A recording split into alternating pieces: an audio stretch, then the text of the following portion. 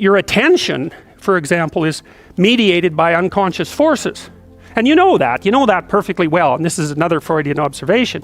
If you're sitting down to study, for example, your conscious intent is to study. But you know perfectly well that all sorts of distraction fantasies are going to enter the theater of your imagination non-stop and annoyingly. And there isn't really a lot you can do about that except maybe wait it out. So you'll be sitting there reading and your attention will flicker away. You'll think about, I don't know, maybe you want to watch Jane the Virgin on Netflix or something like that. Or maybe it's time to have a peanut butter sandwich. Or you should get the dust bunnies out from underneath the bed. Or it's time to go outside and have a cigarette. Or maybe it's time for a cup of coffee. Or it's like all these subsystems in you that would like something aren't very happy just to sit there while you read this thing that you're actually bored by. And so they pop up and try to take control of your perceptions and your actions non-stop. Maybe you think, well, this is a stupid course anyways. Why do I have to read this damn paper? And what am I doing in university? And what's the point of life? It's like you can really get going if you're trying to avoid doing your homework. And then you might think, well, what is it in you that's trying to avoid? Because after all, you took the damn course and you told yourself to sit down. Why don't you listen? Well, because you're a mess. That's basically why. You haven't got control over yourself at all. And no more than I have control over this laptop. Okay, so there's the memory function of the unconscious, and there's the dissolutive function. That's an interesting one.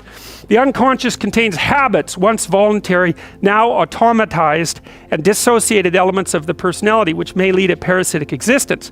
That's an interesting one. I would relate that more to procedural memory. So what you've done is practice certain habits, whatever they might be. Let's call them bad habits. And you like those things to get under control, but you can't. So maybe when you're speaking, for example, you use like and and you say a lot.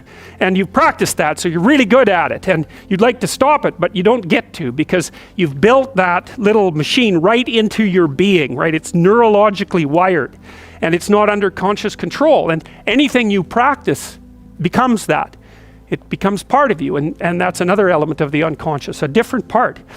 And then there's a creative part, which is that, well, you're sitting around and maybe you're trying to write something, or maybe you want to produce a piece of art or a piece of music, or maybe you're just laying in bed dreaming and you have all these weird ideas, and especially in dreams, it's like, where do those things come from?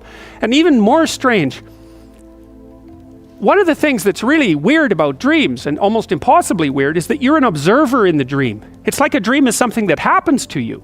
Well, you're dreaming it, theoretically, so how is it that you can be an observer? It's almost like you're watching a video game or a movie, but you're producing it, at least in principle, although the psychoanalysts would say, well, no, not exactly. Your ego isn't producing it. Your unconscious is producing it. It's a different thing. It's a different thing. And of course, Jung would say, well, it's deeper than that. The collective unconscious might be producing it. It's in some sense, it isn't you exactly, or it isn't the you that you think of when you think of you. And that's the ego from the Freudian perspective, the you that you identify with. That's the ego. And outside of that is the unconscious. The id, that's more the place of impulses. And you could think about those as the biological subsystems that can derail your thinking, right? And that govern things like hunger and sex and aggression and your basic instincts is another way of putting it. And it's a reasonable way of thinking about it because these are subsystems that you share with animals. You share them certainly with mammals. You share most of them with reptiles. You share a lot of them with amphibians, and even going all the way down to crustaceans. There's commonality, for example, in the dominance hierarchy circuits. And so these are very, very old things. And the idea that you're in control of them is, well, you're not exactly in control of them.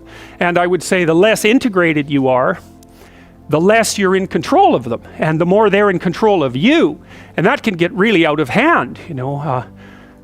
You can be like with people who have obsessive compulsive disorder, for example, which seems to be, I would say, the dissolutive elements in some sense of the unconscious, the way that it's portrayed here.